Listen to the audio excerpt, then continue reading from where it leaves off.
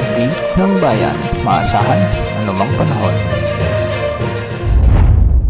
Magandang araw po sa ating lahat. Narito na ang latest update sa magiging lagay ng ating panahon sa mga oras na ito at sa mga susunod na mga araw. Patuloy nating minomonitor ang low pressure area na nabuo kahapon sa silangan ng Mindanao at ngayon ay nasa layo na lamang itong 335 kilometers silangan ng G1 Eastern Samar. Kung mapapansin natin ay kumilos ito ng pahilaga ngayong araw at sa mga susunod na oras o araw ay kikilos na ito sa bahagi ng Mindanao o di ka naman ay sa Visayas. Inaasang magdadala ito ng mga pag-ulan lalong-lalo na sa eastern at central portions ng Visayas region at magpapatuloy ang pagkilos nito hanggang makarating sa bahagi ng Mimaropa. Hindi naman ito ay nakikitang magiging bagyo sa susunod na 24 oras at hindi rin nakikitang magiging ganap na bagyo habang ito ay nasa West Philippine Sea, kundi ay posibleng mag-dissipate o malusaw na ito sa mga susunod na araw.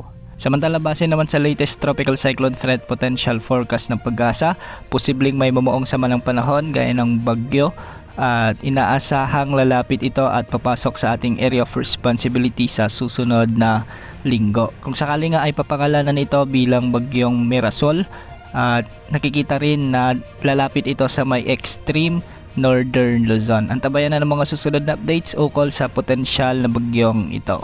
Ngayong araw asahan ang pag-iral ng easterlies o ang mainit na hangin mula sa karagatang Pasipiko sa malaking bahagi ng Luzon. Kaya maraming lugar ngayon ang makakaranas ng malinsang panahon at may mga kalat-kalat na mga pag-ulan.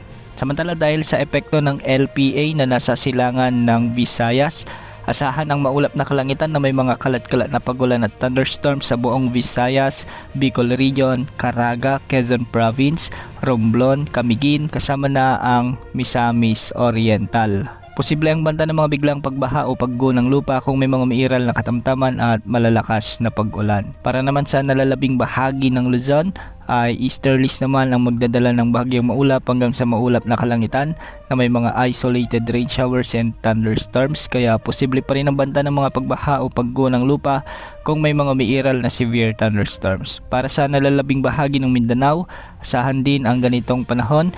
At ngayong hapon at gabi posible ang mga kalat-kalat na malalakas na pag-ulan, dulot ito ng mga localized thunderstorms at hindi rin inaalis ang banta ng mga biglang pagbaha o pagguho ng lupa kung may mga umiiral na severe thunderstorms. Para naman sa outlook natin sa habagat, sa susunod na 3 hanggang 5 araw ay nananatiling naka-monsoon break pa rin. Ibig sabihin nito walang habagat na iiral sa ating bansa sa susunod na 3 hanggang 5 araw. Wala ring nakatas na gale warning ngayon sa anumang baybaying sakop ng ating bansa. Yan muna ang latest sa lagay ng panahon. Ito pang weather update ng bayan, maasahan anumang panahon.